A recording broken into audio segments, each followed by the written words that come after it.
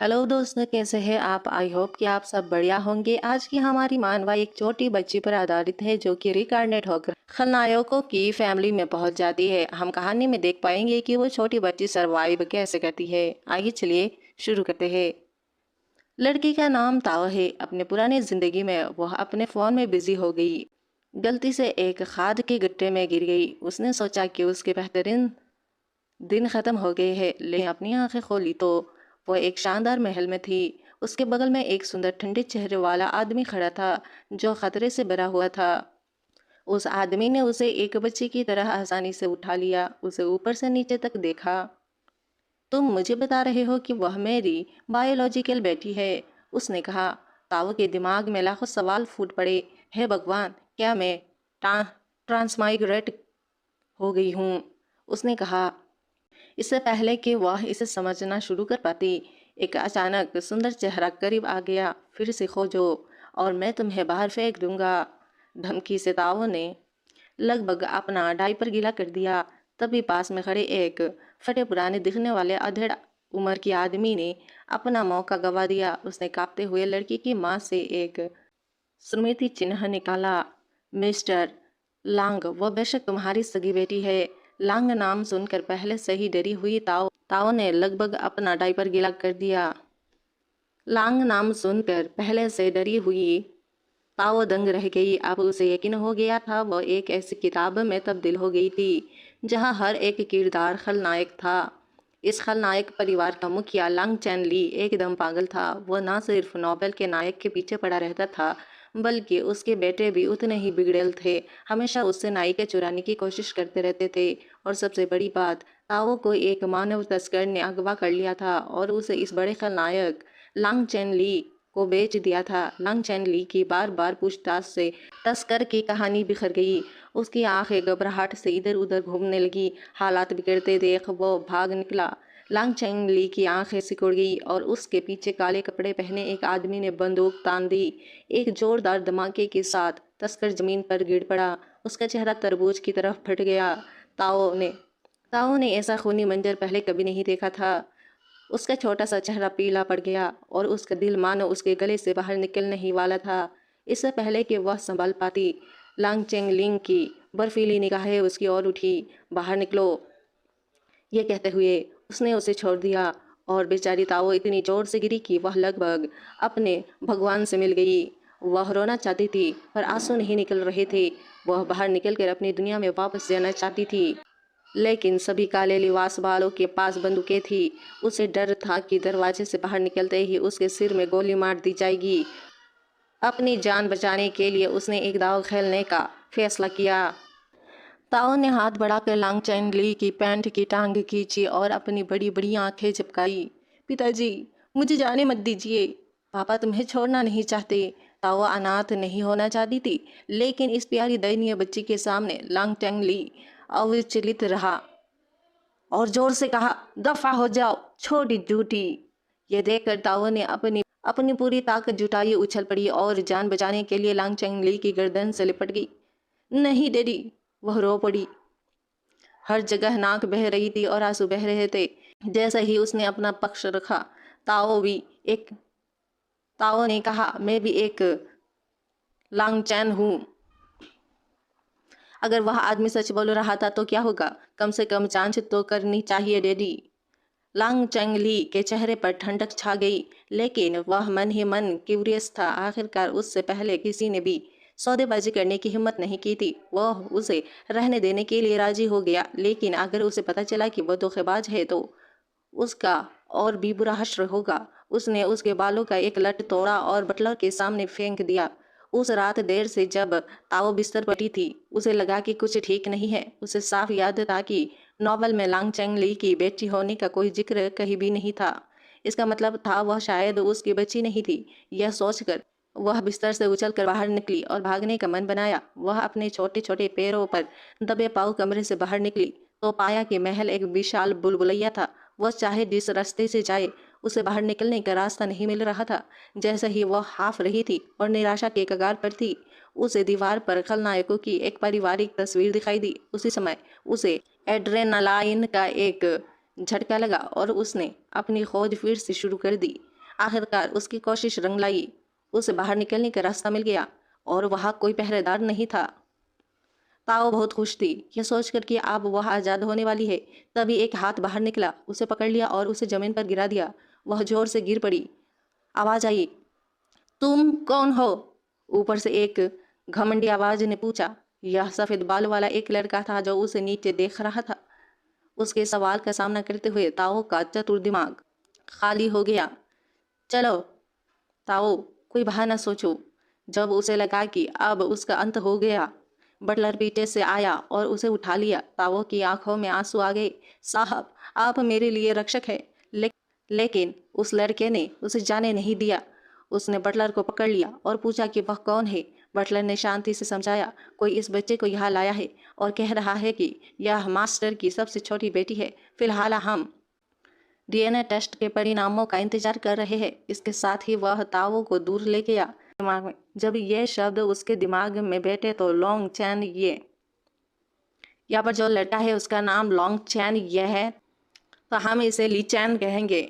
ली चैन को ऐसा लगा जैसे उस पर बिजली गिर गई हो। उसने यह मानने से इनकार कर दिया कि वह उसके पिता की बेटी है। अपने कमरे में वापस आ ताओ ने सोने का नाटक किया। जैसे ही उसने दरवाजा बंद होने की आवाज़ सुनी, उसकी आंखें खुल गई। वह बिस्तर से उठी और दरवाजे से बाहर भागी। लेकिन महल एक बुलबुलैया की तरह था। वह बिना मेन गेट देखे ही बहुत देर तक दौड़ती रही और फिर एक छोटी चट्टान से टकराकर फिर गिर पड़ी। अंधेरे और बड़ी सी महल में साहस दिखाते हुए आखिरकार उसे एहसास हुआ कि बच निकलना असंभव है। मेरा जिंदगी इतना दुखमय क्यों है?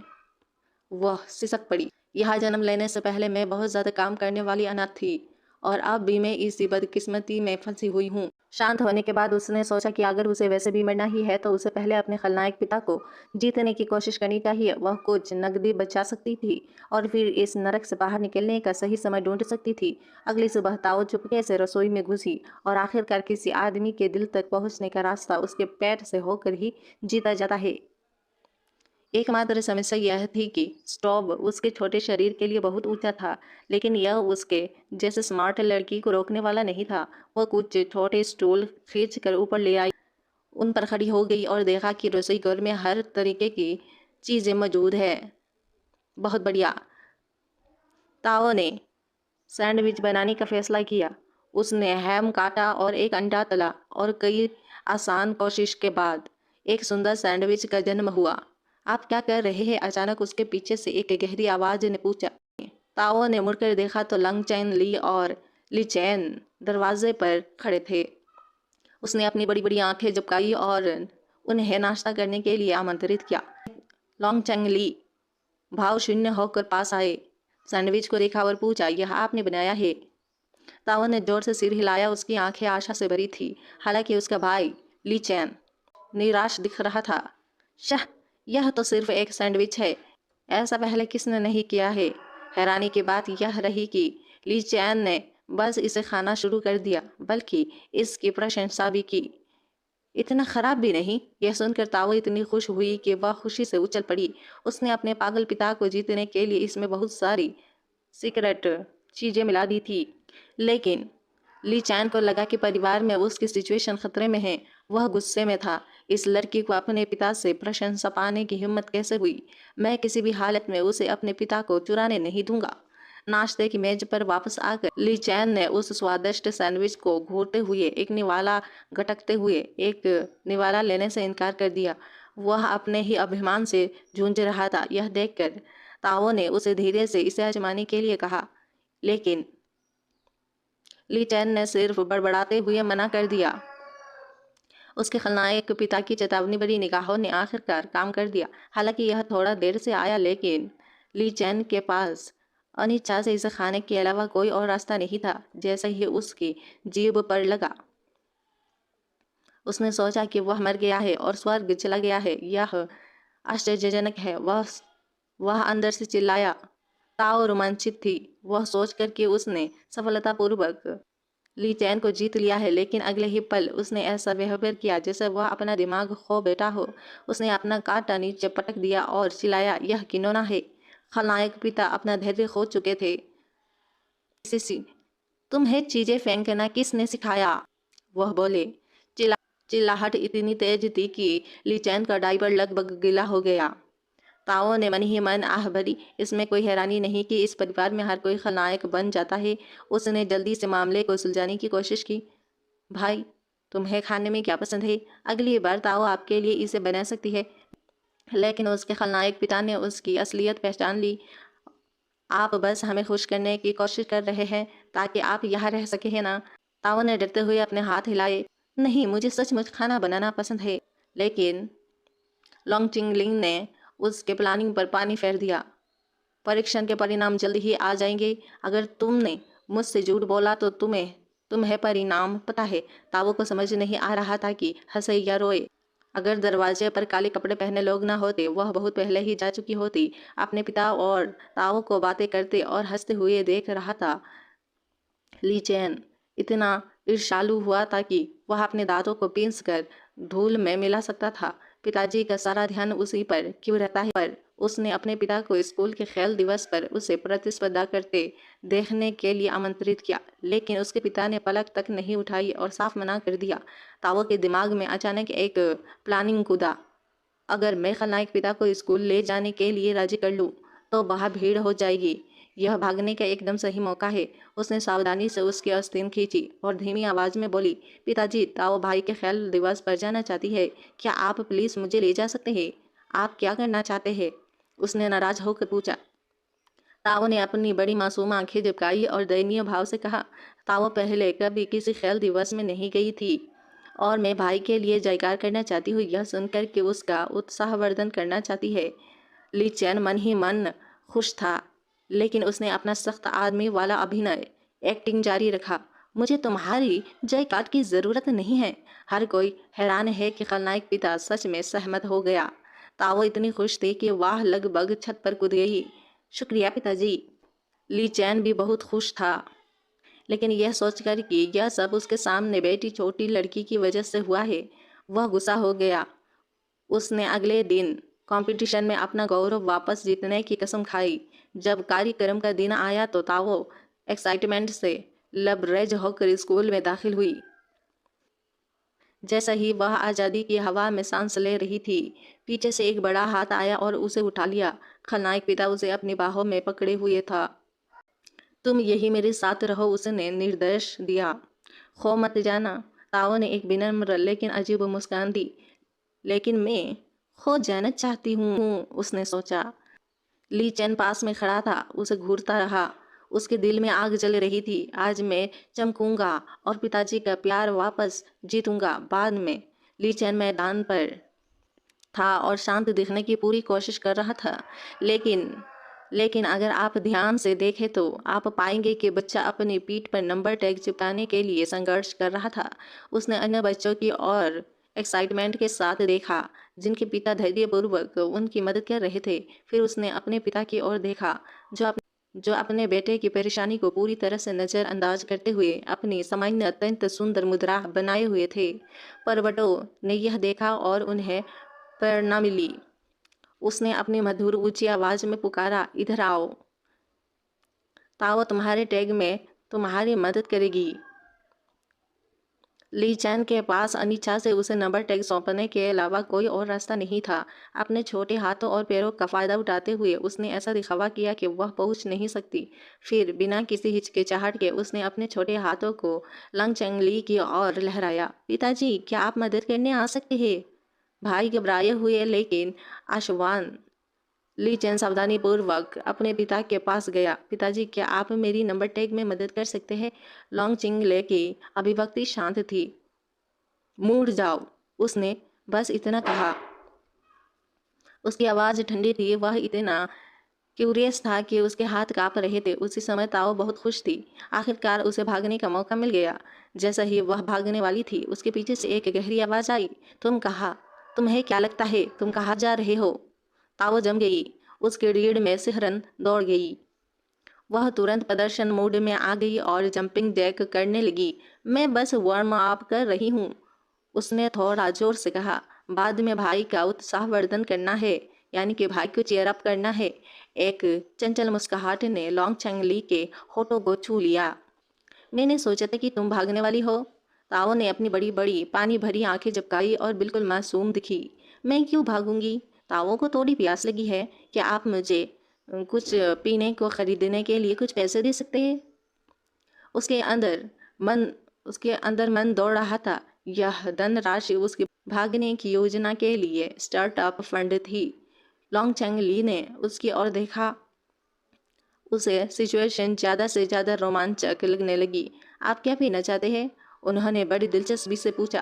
ताओ ने मन ही मन उसे चुपचाप 20 वाली उंगली दिखा दी। उसके चेहरे पर तुरंत चमकदार मुस्कान आ गई। ताओ को मीठा स्ट्रॉबेरी चीज मूची मिल्क चाहिए। लॉन्ग चिंगले ने उंगलियां झटकाई और पल भर में बटलर स्ट्रॉबेरी चीज मोची मिल्क के लिए हाजिर हो गए। ताओ की आंखें लगभग बाहर निकल आ गई। बटलर आखिरकार कहाँ से आया? उसने अजीब सी हंसी हंसी। उफ, दोबारा सोचने पर यह तो बहुत ज़्यादा गाढ़ा है। शायद कुमक्वाड पोशन फ्रूट लेमन टी जैसा कुछ खट्टा। उसके पूरा करने से पहले ही कुमक्वाड पैशन फ्रूट लेमन टी का एक बड़ा कप उसके सामने रख दिया गया। ताओ पूरी तरह से हक्की बक्की रह गई, लेकिन वह हार मानने को तैयार नहीं थी। उसने एक गहरी सांस ली और मशीन गन की तरह 800 से ज़्यादा अलग अलग ड्रिंक के नाम उगल दिए। हकीकत ने एक बार फिर उसे करारा झटका दिया। बटलर ने उसके बताए हुए हर ड्रिंक को सामने ला दिया। लांग चिंगले ने घमंड से बाहें चौड़ाई। तो क्या इतना पीना काफ़ी है? ताओ की मुंह फड़क रही थी। दरअसल ताओ को इतनी प्यास नहीं है, पर शायद कोई मिठाई होती। उसकी बात पूरी होने से पहले ही स्वादिष्ट दिखने वाली केक से भरी एक गाड़ी बाहर लाई गई। ताओ का दिमाग शॉर्ट सर्किट होने वाला था। उसने दिमाग पर जोर लगाया और आखिर बॉल ही निकली। दरअसल फल ही ताऊ को सबसे ज़्यादा पसंद है। आप सोच भी नहीं सकते थे कि कब बटलर ने उसे ताजे फलों से भरा एक पूरा ट्रक लाकर दे दिया। ताऊ का दिमाग पूरी तरह से खाली हो गया। वह निराशा से भर गई। भागना बहुत मुश्किल था। तभी स्टेडियम का लाउड स्पीकर जोर से बजा और कंपटीशन के पहले राउंड के शुरू होने की अनाउंसमेंट हुई। लंग चेंगली ने ताओ को अपनी बाहों में भर लिया। बहुत मजा आ गया, उसने कहा। उसकी आवाज़ कोमल और आज्ञाकारी दोनों थी। ख्याल देखने का समय हो गया है। यह सीन ली चैन ने देखा था और उसकी ईर्ष्या जल्द ही भड़क उठी। कंपटीशन के दौरान अपने पिता का स्नेह वापस पाने की प्लानिंग बनाते हुए उसका दिल खट्टा हो गया। कंपटीशन उसके पिता का पक्ष जीतने लगी। ली चैन मानो किसी जुनूनी इंसान पर मोहित हो गया हो। तीरंदाजी, भाला फेंकना और ऊंची कूद में स्वर्ण गोल्ड मेडल जीतते हुए अपने पदकों को थामे हुए वह किसी एक्साइटेड पिल्ले की तरह था जो किसी दावत का इंतजार कर रहा हो और तारीफ के कुछ शब्द सुनने की उम्मीद कर रहा हो। लांग चेंगली ने उदारता दिखाते हुए उसे एम दिया। बस उसकी एक आवाज़ ही ली चैन को ऐसा एहसास दिलाने के लिए काफ़ी थी जैसे वो दुनिया की सबसे ऊंची चोटी पर हो। लेकिन अगले ही पल उसके पिता ने उस पर ठंडे पानी की एक बाल्टी उड़ेल दी। तुम लांग परिवार के बच्चे हो, तुमसे 3 चैंपियनशिप। ली चैन को यह शब्द एक टर्न ईंटों की तरह लगे और उसके आसपास का खुशी का माहौल बुलबुला फूट पड़ा। तावो को अपने भाई के लिए सहानुभूति का एहसास हुआ और वह सोचे बिना नहीं रह सकी कि उसके पिता एक ठंडे बेरहम राक्षस है। इससे उसका इस जगह से भागने का मन और ज़्यादा हो गया। उसका छोटा सा दिमाग फिर से घूमने लगा और उसने एक नई योजना बनाई। बाथरूम ब्रेक का बहाना बनाकर वहाँ से निकल जाना। लेकिन लांग चेंगली बहुत विचारशील थे। उन्होंने उसे खुद ले जाने की पेशकश की। ताओ ने नाक सिकोड़ी और विनम्रता से मना कर दिया। यह बदबूदार है। यह बदबूदार है। ताओ जा सकती है खुद। लांग चेंगली ली चैन को उसकी घृणा भरी नजरें बिल्कुल ऐसी लग रही थी जैसे वह कोई प्यारी रोती हुई बच्ची हो। उसे इतनी जलन हो रही थी कि वह पागल होने वाला था। वह चाहता था कि वह धरती से गायब हो जाए। लांग चिंगली ताओ को स्कूल की इमारत में ले गए। तभी एक छोटा बूढ़ा आदमी भागता हुआ आया और बोला कि प्रिंसिपल उसे स्कूल बोर्ड मीटिंग में देखना चाहते हैं। ताओ बहुत खुश हुई। भागने का यह एकदम सही मौका था। लेकिन तभी लांग चेंगली ने इनविटेशन साफ मना कर दिया। ताओ घबरा गई। उसने जल्दी से ली चैन का हाथ उसने जलन से हाथ बढ़ाया और उसका मुंह ढक दिया। डैडी, आपको जाना चाहिए। उसने तारीफ करते हुए कहा, जो आदमी अपने काम पर ध्यान केंद्रित करता है वह सबसे सुंदर होता है। ली चैन ने अपने पिता की आस्तीन खींचते हुए कहा, डैडी, मैं अपनी बहन का ख्याल रखूंगा, आप जा सकते हैं, चिंता मत करो। ताओ इतनी आभारी थी कि वह लगभग उसके सामने झुकी। उसने जल्दी से ली चैन की बाह पकड़ ली। भाई, मुझे पकड़ो, वह चौंकी। चिंता मत करो डैड, मुझे पसंद है सबसे ज्यादा, भाई, ली चैन ने कहा, और मुझे अपनी बहन सबसे ज्यादा पसंद है। उन्हें इतना अच्छा साथ मिलते देख लांग चिंगली अश्वस्त महसूस किया और जाने के लिए मुड़े। लेकिन जिस समय वह गए, ली चैन ने ताओ को बुरी तरह से जमीन पर गिरा दिया। ताओ ने दयनीय चेहरा बनाते हुए उसकी ओर देखा और कर्राह उठी। ली चैन ने उसकी कलाई पकड़ ली। उसके चेहरे पर एक दुष्ट मुस्कान फैल गई। चलो बहन, हम तुम्हें बाथरूम खोजने ले चलते हैं। ताओ का दिल बैठ गया। वह जानती थी कि यह छोटा बदमाश कुछ अच्छा नहीं करने वाला है, लेकिन सच में यह उसके पक्ष में काम कर गया। कुछ समय बाद ली चैन उसे एक सुनसान जगह पर ले गया। तुम्हें शौचालय जाने की जरूरत थी, है ना? बाथरूम वही है। उसने उसे अंदर धकेल दिया और जोर से दरवाजा बंद कर दिया। ताओ ने आह भरी। बच्चे कितने भोले होते हैं। क्या उसने सच में सोचा था कि दरवाजा बंद करने से मैं फंस जाऊंगी? वह खिड़की के बारे में भूल गया था। ताओ ने खुशी से अपनी आज़ादी के बारे में सोचा, लेकिन जब वह खिड़की तक पहुंची तो उसने देखा कि यह जंग खाकर बंद हो गई थी, टस से मस नहीं हुई। ताओ रोना चाहती थी। एक और नाकाम बच्चे निकला। उस छोटी सी शरारती बच्ची ली चैन के हाथों छोटे से अंधेरे कमरे में फंसी। ताओ पर एक भयावह नम हवा छा गई। डर ने उसे कसकर जकड़ लिया और उसके साथ दर्दनाक दबी यादों का सैलाब उमड़ पड़ा। अंधेरे में बेबसी मदद के लिए उसकी पुकार। ऐसा लगा जैसे कोई तेज चाकू उसके दिल में चुभ रहा हो। उसके चेहरे पर आंसू बह रहे थे, मानो ताओ के सामने अंधेरे में अचानक दो सुनहरी आंखें चमक उठी जो उसे घूर रही थी। ताओ इतनी डरी हुई थी, उसकी पैंट लगभग गीली हो गई। इस बीच लांग चेंगली अपनी मीटिंग खत्म कर चुके थे और प्राइज देने के लिए खेल के मैदान की ओर जा रहे थे। अचानक ली चैन बेतहाशा दौड़ते हुए आया। पापा, एक न्यूज़, बहन भाग गई। लांग चेंगली ने शांति से अपने बेटे की तरफ देखा। सच में? ली चैन ने जल्दी और सावधानी से उसे एक जाली विदाई नोट थमा दिया। उसमें लिखा था, मैं तुम्हें पसंद नहीं करती पापा, मैं जा रही हूँ, मुझे मत भूलना। ली चैन को लगा कि उसकी प्लानिंग सफल हो गई है, लेकिन जैसे ही वह आत्मसंतुष्ट महसूस कर रहा था, उसके पिता की गहरी आवाज़ बीच में आ गई। इस लेटर में एक टाइपो है। यह सुनकर ली चैन ने अचानक कहा, ऐसा कैसे हो सकता है? मैंने डिक्शनरी देखी। जैसे ही उसके मुंह से ये शब्द निकले, उसे पता चल गया कि अब उसकी जान निकल गई। वह कहाँ है? लॉन्ग चैंगली की निगाहें मानो किसी लेजर की तरह उसके बेटे को जकड़े हुए थी। अगर तुम झूठ बोल रहे हो तो अंजाम तो जानते ही हो। अंधेरे कमरे में ताऊ बेचैनी से किसी हथियार की तलाश में थी। एक बड़ा चूहा अचानक उस पर झपटा। उसने एक भयानक चीख मारी, पास में रखी झाड़ू उठाई और उसे बेतहाशा घुमाने लगी। लड़की और चूहे के बीच उस छोटी सी जगह में लगभग 300 राउंड की लड़ाई हुई। तभी एक चीख के साथ दरवाजा धीरे से खुला। ताओ ने अपना सिर घुमाया और देखा कि लांग चेंगली अंदर आ रहा है। उसका चेहरा सीरियस था। उसकी आंखें तुरंत लाल हो गई और राहत के आंसू बह निकले। लेकिन चूहे ने उस पल को एक वक्त चीख निकालने के लिए चुना जिससे उसके अंदर फिर से दहशत की लहर दौड़ गई।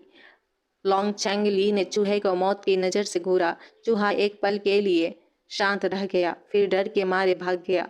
ताओ को यकीन नहीं हो रहा था उसके खलनायक पिता उसे भी डरा सकते हैं, यानी कि उस चूहे को। इससे पहले कि वह कुछ समझ पाती, अपने पिता की उंगली से उसे इशारा किया, इधर आओ।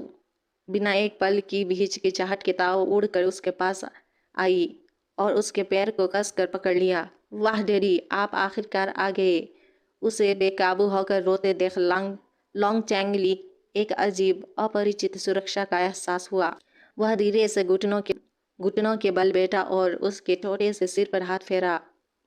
कोई बात नहीं, रोना मत, उसने उसे शांत किया। ताओ ने उसे और कसकर गले लगा लिया, अपना चेहरा उसके कंधे में छिपा लिया और रोती रही अजीब तरह से। लॉन्ग चैंगली ने उसकी पीठ थपथपाना शुरू कर दिया। यह देख कर ली चैन ने और परेशानी खड़ी करने की हिम्मत नहीं की। वह सावधानी से अपने पिता से माफ़ी मांगने के लिए आगे बढ़ा। लोंग चैंगली ने उन्हें ठंडी नज़र से देखा। तुम्हें उससे माफ़ी मांगनी चाहिए। ली चैन के पास ताओ की ओर मोड़ने और अनिच्छा से बुदबुदाने के अलावा कोई और रास्ता नहीं था। मुझे माफ़ कर दो। लोंग चैंगली ने ताओ को स्नेह भरे भाव से देखा। तुम्हें उसे माफ़ न करने का हक है, उसने सीरियस वे में कहा। वह सजा का हकदार है। अपने खलनायक पिता के समर्थन में ताओ की रीढ़ सीधी हो गई। वह अचानक साहसी महसूस करने लगी। एक रानी के आत्मविश्वास के साथ ली चैन की ओर बढ़ी। ली चैन का दिल बैठा जा रहा था। सोच रहा था कि वह क्या करेगी, पर ताओ ने बस उसका हाथ थाम लिया और अपनी मीठी आवाज में बोली, भाई भाई का ऐसा करने का इरादा नहीं था, है ना? ली चैन सन्न रह गया। इससे पहले कि वह कुछ कह पाता, ताओ ने अपनी बड़ी बड़ी आंखें फिर से झपकाई। ताओ तुम्हें माफ करती है भाई। ली चैन के चेहरे पर गर्मी की एक लहर दौड़ गई। उस एक पल में उसका सारा दबा हुआ आक्रोश पिघल गया। मौका देखकर ताओ ने उसे मारने के लिए आगे बढ़कर उसे गले लगा लिया। तीसरा भाई सबसे अच्छा है। ताओ तीसरे भाई को पसंद करती है। पास ही लॉन्ग चिंगले एक दुर्द मुस्कान के साथ यह सब होते हुए देख रहे थे। 10 मीटर दौड़ का फाइनल शुरू होने वाला था। ताओ स्टैंड में ली चैन के लिए जोर जोर से चिल्ला रही थी। शोरगुल भारी भीड़ में उसकी धीमी ऊंची आवाज अलग से सुनाई दे रही थी। ली चैन शर्मिंदा लग रहा था, लेकिन अंदर ही अंदर मुस्कुरा रहा था। स्टार्टिंग गन की तेज आवाज के साथ दौड़ शुरू हो गई। ली चैन ने शुरुआती बढ़त लेते हुए लाइन से बाहर निकल गया। ताओ की जयकारी और भी तेज हो गई, लेकिन तभी मुसीबत आ पड़ी। उसके ली चैन के बगल वाली लाइन में बैठे बच्चे ने जानबूझकर उससे ठोकर मारी और वह गिर पड़ा। ताओ और लोंग चिंगले सदमे में ढते रहे। ली चैन इतना दर्द में था कि वह मुश्किल से उठ पा रहा था। वह बस देख सकता था कि दूसरे धावक एक एक करके उससे आगे निकल गए, लेकिन अपने पिता और बहन के बारे में सोचकर उसने दांत पीस लिए, खड़ा हुआ और घायल पैर लंगड़ाते हुए फिनिश लाइन की ओर बढ़ा।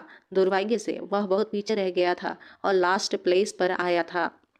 जैसा ही वह निराश हो रहा था, एक दाग धब्बे वाला लड़का उसके पास दौड़ा और मजाक करते हुए बोला, लास्ट प्लेस? तुम्हारे पापा अब तुम्हें बिल्कुल पसंद नहीं करते। यह सुनकर ताओ गुस्से से आग बबूला हो गई। वह दौड़कर ली चैन के सामने खड़ी हो गई। मेरे भाई को चोट लगी थी और फिर भी उसने दौड़ पूरी की। वह मेरे दिल में नंबर 1 है। तुम ही हो जिसने धोखा दिया। असली हारे तुम हो और नंबर 1 आने के लायक नहीं हो। चेचक वाले बच्चे ने गुस्से और शर्मिंदगी से उसे मारने के लिए हाथ उठाया। उस नाजुक पल में ली चैन ने हाथ बढ़ाकर बच्चे की कलाई पकड़ ली और ताऊ को अपने पीछे खींच लिया। उसकी आंखें भयंकर थी। तुमने मेरी बहन को चोट पहुंचाने की हिम्मत की। बच्चा उसकी अचानक तीव्रता से इतना डर गया कि वह भाग गया। लॉन्गचिंग ली चैन की चोटों का हाल चाल जानने के लिए दौड़े। ली चैन अपराध बोध से ग्रस्त था। उसे लग रहा था जैसे उसने सबको निराश कर दिया हो। तभी उसके पिता ने धीरे से उसके सिर पर थपथपाया। तुमने बहुत अच्छा किया, उन्होंने धीरे से कहा। मैंने सब कुछ देखा। पट्टो ने उसके बगल में जोर से सिर हिलाया। ताओ बोली, भाई तुम कमाल के थे। यह सुनकर ली चैन अब और खुद को रोक नहीं सका। निराशा और राहत के आंसू उसके चेहरे पर बह रहे थे और वह अपने पिता की बाहों में गिरकर सिसक रहा था। एक रोल्स रॉयल लांग फैमिली विला के पास आकर रुकी। जैसा ही बटलर ने कार का दरवाजा खोला, उसकी आंखें लगभग बाहर निकल आई। पहली बार लॉन्ग चिंगले एक लाड़ प्यार करने वाला पिता की मुस्कान के साथ थे और उसके पास 2 सोते हुए छोटे बच्चे थे। जब बटलर ने बच्चों को ले जाने की कोशिश की तो खुफिया निर्दयी मास्टर ने उन्हें और कसकर पकड़ लिया। एक एक को गोद में उठाया और दूसरे को कंधे पर उठाकर विला में चले गए। यह नज़ारा देखकर नौकरों के मुंह फिर से खुले रह गए। बटलर को तो यहाँ तक शक हो गया कि उस पर भूत प्रेत का साया पड़ गया है। बच्चे को सुलाने के बाद लॉन्ग चिंगले ने उनके दोनों प्यारे चेहरों को घूरा और बुदबुदाया। जब जब वे सोते हैं तो ज्यादा प्यारे लगते हैं। ली चैन दबी हुई हंसी से कांप रहा था, जबकि ताओ अंदर ही अंदर गुस्से में भर गई। तो मैं जब जागती हूँ तो मैं प्यारी नहीं लगती। ध्यान से देखने के बाद उन्हें सुलाते हुए लॉन्ग चिंगले के चेहरे पर एक अनोखा उदास भाव था। वह काम में इतना व्यस्त थे कि उन्होंने अपने बच्चों को नज़रअंदाज कर दिया था। उसे कभी अंदाजा भी नहीं था कि बच्चों की ज़रूरत महसूस होने पर कैसा लगता है। उसने गलती से अपने विचार जोर से कह दिए। आज वह पूरी तरह से गिर गया। मुझे उसे कभी कुश्ती का अभ्यास कराने ले जाना चाहिए। फिर अगली बार जब वह गिरेगा तो उसे ज़्यादा अनुभव होगा। ली चैन मन ही मन शर्मा गया। पिताजी मुझे खेलने के लिए बाहर ले जाना चाहते हैं। यह तो कमाल है। लेकिन ताओ आंखें घुमाना चाहती थी। तुम बेवकूफ़ आदमी हो, इसीलिए तो उसे तकलीफ नहीं हो रही थी। तभी बटलर ने उसे एक मीटिंग की याद दिलाने के लिए अंदर झाँका। लॉन्ग चिंग ले तुरंत अपनी उंगली होठों पर रखी, उसे चुप कराया और धीरे से दरवाजा बंद कर दिया, मानो किसी अनमोल खजाने की रखवाली कर रहा हो। कदमों की आहट धीमी होते ही ताओ उछल पड़ी, एक तेज उछाल मारी और जमीन पर गिर पड़ी। उसने शक से ली चैन की तरफ देखा। क्या वह सचमुच सो रहा है? सोने का नाटक कर रहा है? ली चैन सांस लेने की हिम्मत नहीं कर पा रहा था। उसने ताओ को धीरे से हंसते सुना। तुम जरूर थक गए होंगे, अब अच्छा लग रहा है, रो रो कर है ना? एक कोमल हाथ ने ली चैन के सिर पर हाथ फेरा। तीसरा भाई, आज बहुत अच्छा था। तारीफ सुनकर ली चैन का दिल जोर से धड़क उठा। कंबल के नीचे छिपे उसके कानों के सिरे झटक लाल हो गए। अगली सुबह ताओ रसोई में व्यस्त थी, एक छोटा सा इफरान पहने हुए। तभी उसे अपनी पीठ पर किसी की जलती हुई नजर महसूस हुई। उसने अचानक एक प्याज उठाया और फेंक दिया। चिंगले ने बिजली की तेजी से उसे पकड़ लिया, लेकिन फिर किसी वजह से एक बड़ा निवाला खा लिया। बेचारे बच्चे की आंखों में मसाले की वजह से पानी आ गए, लेकिन वह जिद पर अड़ा रहा। मुझे यह स्वाद पसंद है। ठीक है ठीक है, ताओ ने हंसने से बचने की कोशिश करते हुए कहा। तो तीसरा भाई क्या खाना चाहता है? सैंडविच, उसने अचानक कहा। जैसा ही उसने यह कहा, दोनों के होश उड़ गए। आखिरकार कल ही तो किसी ने कसम खाई थी कि उसे सैंडविच बिल्कुल पसंद नहीं। ताओ थोड़ा घबरा गई। इनकार करने वाली थी यह राजा साफ तौर पर उसके सैंडविच का बहुत बड़ा प्रशंसक था। उसे फटाफट खाते देख उसने मन ही मन जश्न मनाया। जीतने के एक कदम और करीब। पूरा खलनायक परिवार आज बेकन खास तौर पर स्वादिष्ट था। नन्हा खाने वाला मजे से खा रहा था। लॉन्गचिंग थे। तुमने ये देखा और अंदाजा लगाया कि उसे बेकन पसंद है। हालांकि वह अपने प्लेट में रखे बेकन को देखकर लार टपका रहा था। बेकन, उसने सारा बेकन उसे देने का फैसला किया। यहाँ तक कि झूठ बोली कि उसे बेकन से नफरत है और अब से वो उसे खा सकता है। कितनी उलझन में थी। ये बच्चा अब क्या कर रहा है? लेकिन फिर उसने देखा कि उसका चेहरा बिगड़ा हुआ था। भाई, तुम्हारे चेहरे पर तो अंडे लगे हुए हैं, उसने मदद करते हुए कहा। उसे लगा कि उसे उसके तले हुए अंडे चाहिए, इसीलिए बिना कुछ सोचे उसने सारे अंडे उसकी प्लेट में डाल दिए। आज के अंडे बहुत सख्त है, उसने टालते हुए कहा, यानी कि ली चैन ने। तुम इन्हें खा सकती हो। हालांकि उसे उसका व्यवहार अजीब लगा, लेकिन ताओ ने इस पर ज्यादा ध्यान नहीं दिया। उसने अपना दूध का गिलास गटकते हुए कहा, बहुत ताज़ा, बहुत बढ़िया। यह कहकर ली चैन ने शान से कहा, आज दूध काफ़ी नहीं है, 3 गिलास और लाओ। एक नौकरानी जल्दी से ताओ के लिए 3 बड़े गिलास दूध ले आई। तभी उसे एहसास हुआ कि वह क्या कर रहा है। वह अच्छा बनने की कोशिश कर रहा था, बस अपने जिद्दी अंदाज में। जीत सामने है, उसने मन ही मन खुशी मनाई।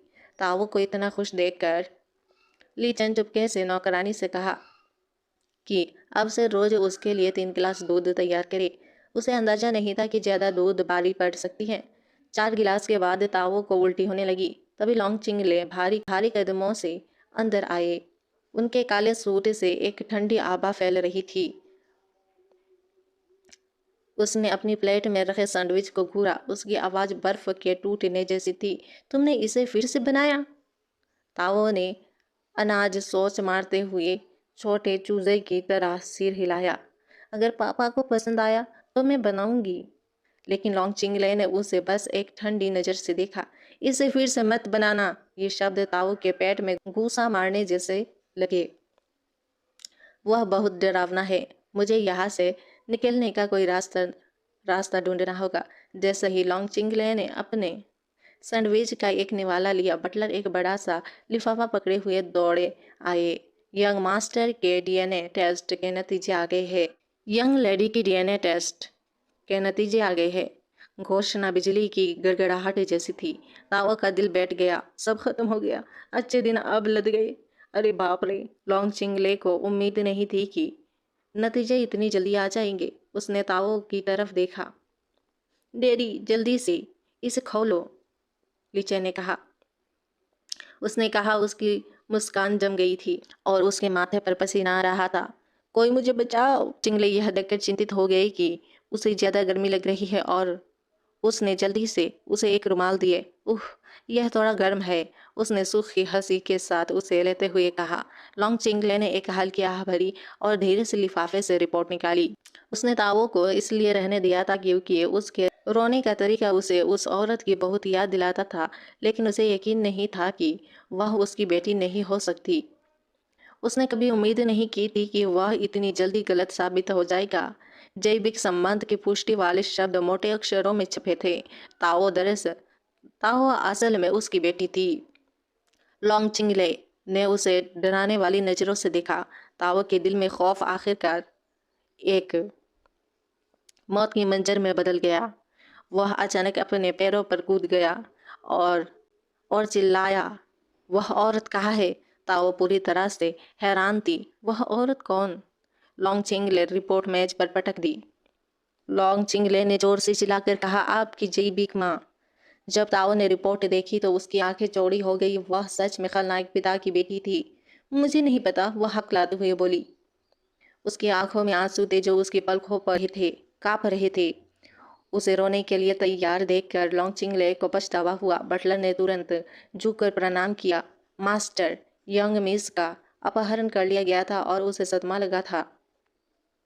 उसे भूलने की बीमारी है। शब्दों ने बर्फीले माहौल को थोड़ा पिघल दिया। फिर उसने बटलर को मामले की पूरी तरह जांच करने का आदेश दिया।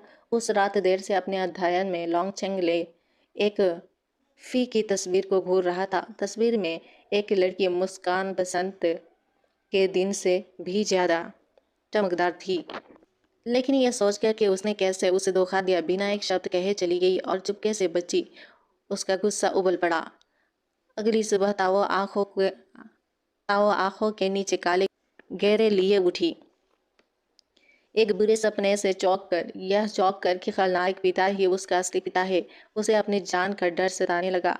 आखिरकार खलनायक परिवार का दुखद अंत तय था और अब वह आधिकारिक तौर पर उनमें से एक थी। वह भी एक तरह की क्षति बन गई। वह सोच ही रही थी कि बटलर की आवाज आई। वह फ्रिली ड्रेसों से भरा एक रैक ले आया। ताओ की आंखें चमक उठी। ये छोटी ड्रेसें बहुत सुंदर है, बटलर ने कहा। मास्टर ने इन्हें खास तौर पर तुम्हारे लिए चुना है, छोटी लड़की। ताओ ने एक गुलाबी राजकुमारी ड्रेस चुनी। बटलर और पिताजी की पसंद बहुत अच्छी है, उसने सोचा। तभी ली चैन ने उसे नाश्ते के लिए बुलाने के लिए दरवाजा खोला। ताओ पहले उसके बालों की लटें बनाना चाहती थी, लेकिन उसकी छोटी छोटी बाहें पहुंच नहीं पा रही थी। ली चैन, जो अब और नहीं देख पा रहा था, आगे बढ़ा और मदद की पेशकश की। तावा ने कहा, तीसरे भाई, क्या तुम जानते भी हो कैसे? वह इतना शर्मिंदा था कि अपने पैरों से जमीन पर गड्ढा खोद सकता था। ली चैन आत्मविश्वास से भरा हुआ था। यह तो बस बालों की चोटी बनाना है, कितना मुश्किल हो सकता है? लेकिन ताओ को बुरा लग रहा था। ली चैन इतना सीरियस लग रहा था मानो उसे 30 साल का एक्सपीरियंस हो, लेकिन उसके हाथ लड़खड़ा रहे थे और उसे समझ नहीं आ रहा था कि कहाँ से शुरू करे। बेचारी ताओ के बाल इस दुर्व्यवहार को बर्दाश्त नहीं कर पाए और झड़ने लगे।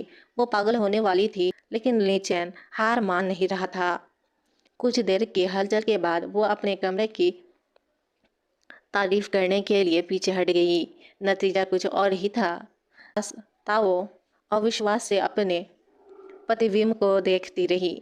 तीसरे भाई, क्या ये पेड़ की शाखाएं हैं? वे लॉन्ग चिंगले अंदर आए और उन्होंने यह नजारा देखा। तुम क्या कर रहे हो? ताओ ने मुंह बनाते हुए कहा। पिताजी, हम मेरे बाल गूंद रहे हैं। लॉन्ग चिंगले ने बस एक हल्की सी मुस्कान दी। ओह! उसकी आंखों में तिरस्कार का साफ भाव था। मैं कर दूंगा।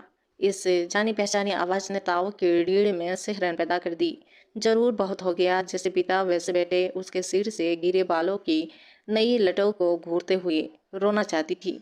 अलविदा कैथरीन, जर्जर, अल्फा, हैरी, नैना। इस बीच लॉन्ग छंगली अपने डिजाइन से बेहद खुश थे। तावन ने खुद को आईने में देखा, अंदर से पूरी तरह से मरी हुई। पिताजी, आपको किस बात पर इतना गर्व है?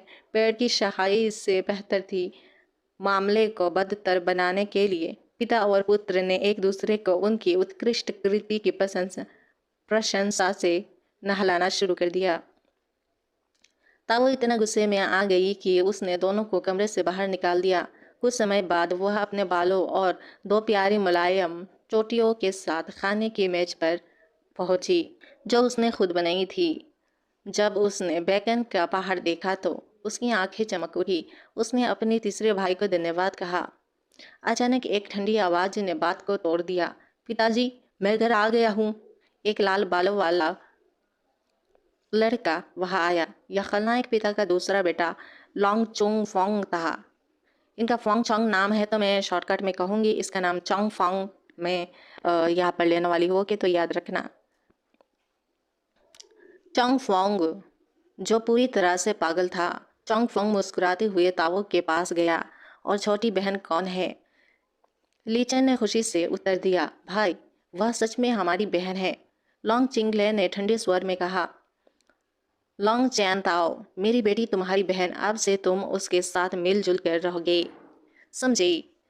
चोंग फो के होठों पर हल्की सी मुस्कान आ गई। एक बहन, मुझे बहनें बहुत पसंद है। यह सुनकर तावो की पीठ पर ठंडा पसीना आ गया। उसने देखा कि चोंग फोंग उसे कैंडी का एक टुकड़ा दे रहा है। चोंग फोंग ने कहा, कैंडी चाहिए बहन? तावो का दिल तेजी से धड़क रहा था।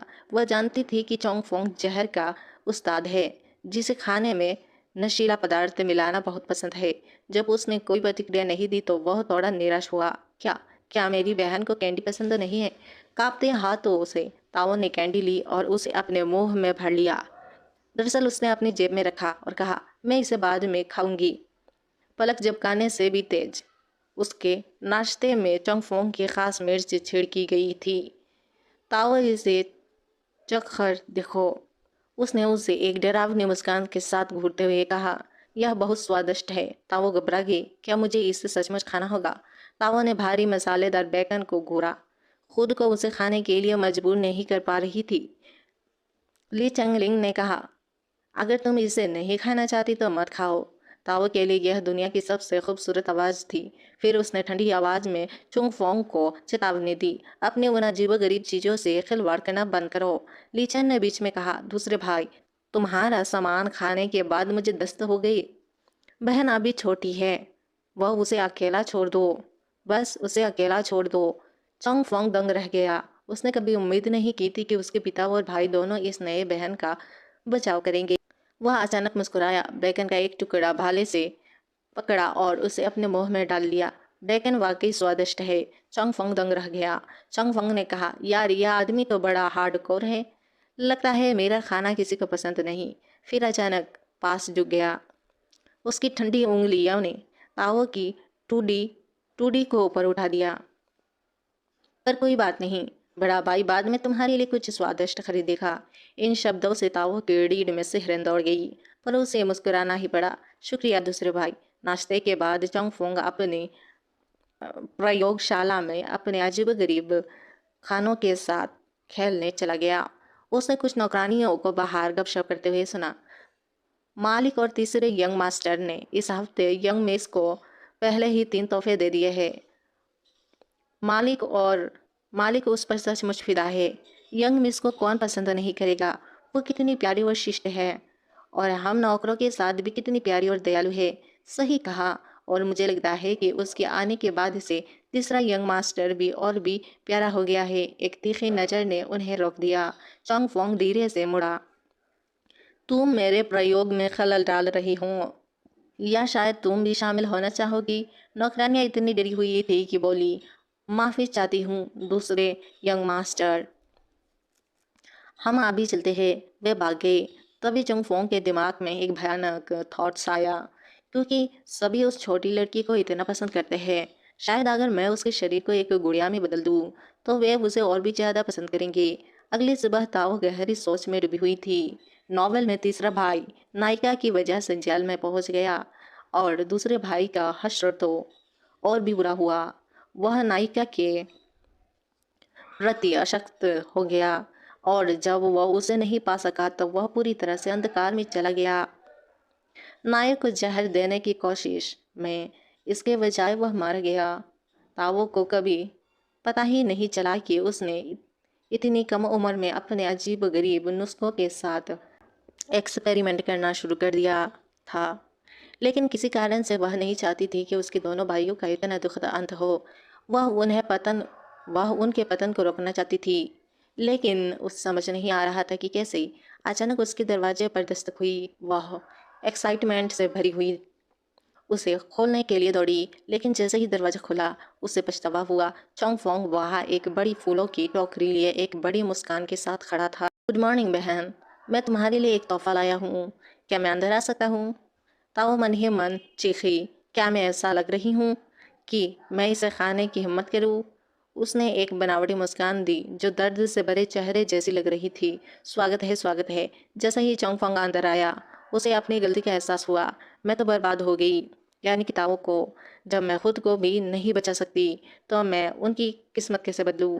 टोकरी रंग बिरंगी छोटी छोटी पेस्ट्री से भरी हुई थी जो दिखने में जहरीले मशरूम के दूर के रिश्तेदार लग रहे थे। उन्हों उन्हें देखते ही उसका पेट मचलने लगा। ताओ कोई एक स्वाद चुनो और उसे आजमाओ, चोंगफोंग ने निराशा जताते हुए कहा। लेकिन उसकी आंखों में एक दुर्द चमक चमक उठी। हालांकि उसने कहा था कि वह उसे मजबूर नहीं करेगा। उसके चेहरे पर साफ लिखा था, अगर तुम नहीं खाओगी तो मैं नहीं खाऊंगा। ताओ ने उन गहरे रंग की पाककृतियों पर नजर डाली और पहले से कहीं ज्यादा यकीन हो गया कि वह उन्हें नहीं खा सकती, लेकिन उसके पास कोई और रास्ता नहीं था। एक पल बाद उसने अपने थोड़े मोटे पेट की ओर देखा और एक प्लानिंग बनाई। उसने चोंगफोंग की ओर दयनीय दृष्टि से देखा। भाई भाई, मुझे ये पेस्ट्री बहुत पसंद है, लेकिन मैंने अभी अभी नाश्ता किया है और मेरा पेट भर गया है। फिर उसने वह छोटी बांस की टोकरी उठाई जिसमें वे आए थे। दूसरे भाई, क्या मैं यह टोकरी ले सकती हूँ? चोंगफोंग के होठों पर एक छोटी सी मुस्कान मुस्कान आ गई और कहा, बिल्कुल हाँ। मन ही मन राहत महसूस कर रही थी। चकमा दे दिया। लेकिन फिर बिना एक पल की भी हिचकिचाहट के चंगफोंग ने एक पेस्ट्री उठाई और उसे खाने लगा। हाँ की ताओ की आंखें चौड़ी हो गई। वह पूरी तरह से जम गई। यह आदमी पागल है, उसने सचमुच इसे खा लिया। चंगफंग मुस्कुराया। अच्छा चुनाव है बहन। वह उसके और करीब झुका। लगता है तुम्हें बांस की खुशबू पसंद है। ताओ उलझन में थी। उसने सहज ही टोकरी को अपने हाथों में सूंघा। बांस की एक हल्की सुखद खुशबू उसकी नाक में घुस गई। वाह, इसकी खुशबू कितनी अच्छी है। मैं दूसरे भाई से मिले इस गिफ्ट को हमेशा संभाल कर रखूंगी। उसकी प्रतिक्रिया देखकर चंगफोंग को पता चल गया कि उसकी प्लानिंग काम कर गई है। वह अपनी जोरदार अनियंत्रित हंसी को रोक नहीं सका। तीन दो पूरी तरह से भी भ्रमित था। ताओ तो पूरी तरह से कंफ्यूज थी। पता नहीं था कि वह किसकी उल्टी गिनती कर रहा था। उसकी उंगलियों उसकी उंगलियों के एक झटके से उसके पेट में तेज दर्द हुआ। वह पीड़ा से फर्श पर तड़प रही थी। मेरे पेट में दर्द हो रहा है, वह रोई। दूसरे भाई, मुझे मारक दवा दे दो, उन्होंने ठंडे स्वर में कहा। इसका कोई प्रतिकारक उपाय नहीं है। आपकी वजह से मेरा परिवार बदल गया है, यह कीमत है। यह कहकर वह मुड़ा और उसे वही छोड़ दिया। एक गेंद की तरह मुड़ा हुआ दिल टूटा हुआ उसे अभी अभी ऐसा महसूस होने लगा था कि वह भी उसी की सदस्य है और चीजें बेहतर हो रही थी।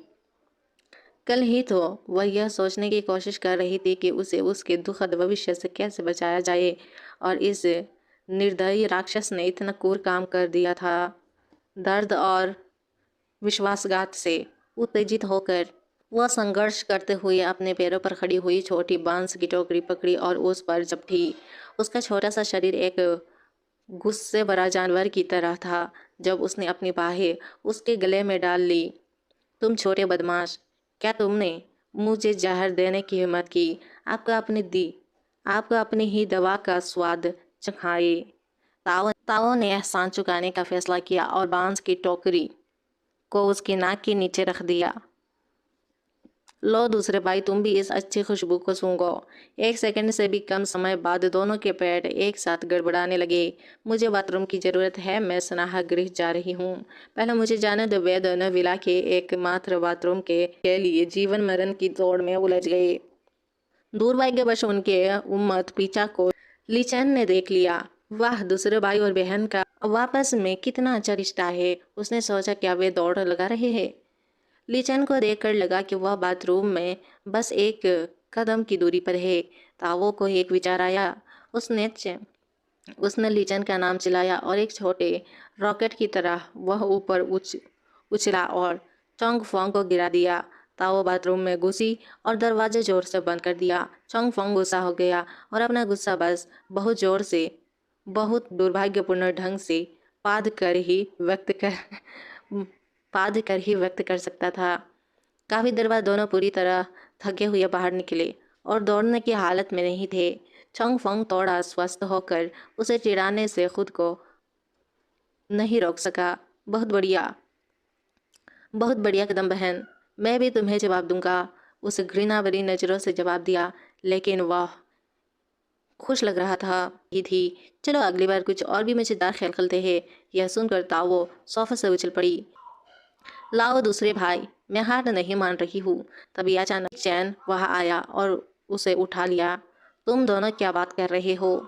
और भाई, उसने शुरू किया, फिर रुक गया। चोंग फोंग घबरा गया। उसे तुरंत ही एहसास हो गया कि उस छोटे पागल को संभालना बहुत आसान है, लेकिन उसने उसे उजागर नहीं किया। वह बस मुस्कुराई और बोली, भाई ने मुझे एक गिफ्ट दिया है और मुझे यह बहुत पसंद है। चोंग फोंग दंग रह गया और सोचने लगा कि वह क्या खेल रही थी।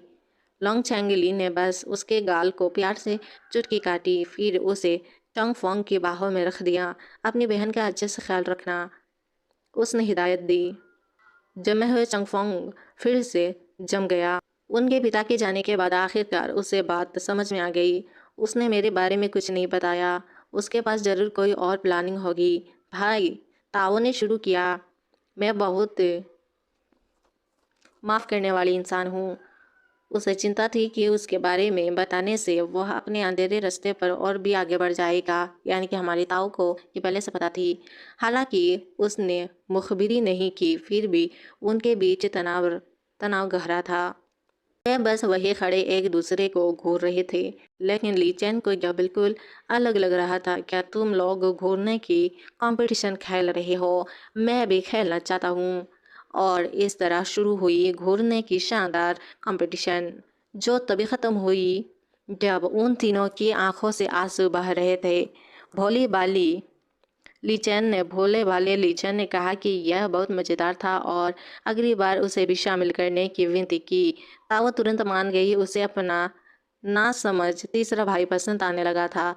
जब तक वह दुष्ट नहीं था, वह एक अच्छा भाई था, चोंग फोंग के विपरीत, जो अब भी उसे धमका रहा था। मुझे हैरानी है कि मेरी बहन को एक और मौका मिलेगा या नहीं, उसने कहा था। यह आदमी शायद हार गया है, उसने सोचा और उसे अनदेखा करने का फैसला किया।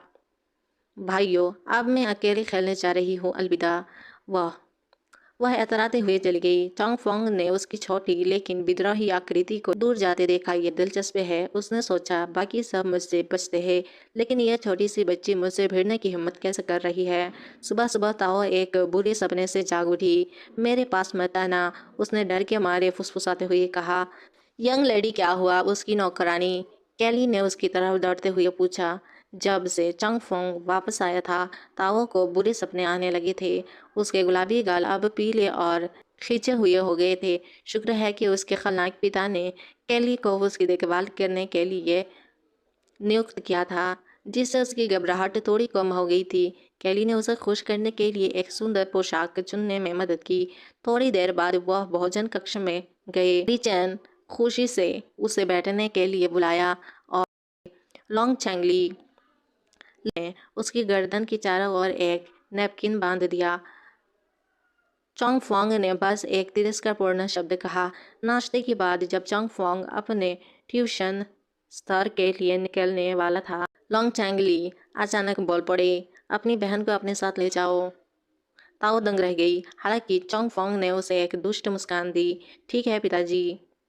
पिताजी, ताओ ने सावधानी से कहा।